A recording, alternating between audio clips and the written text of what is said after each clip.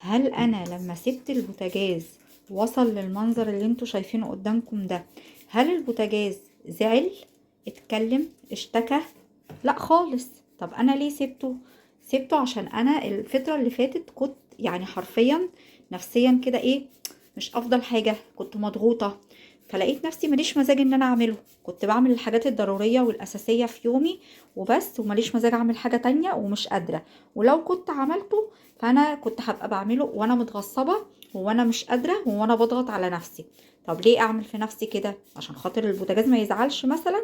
لا، هو مش هيزعل خالص.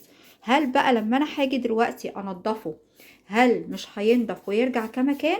هينضف ويرجع كما كان ولا كأن حاجة حصلت. فالخلاصة ان الحاجة اللي احنا نلاقي نفسنا مش قادرين نعملها ومضغوطين وهنعملها غصب عشان يعني لازم نعملها وخلاص.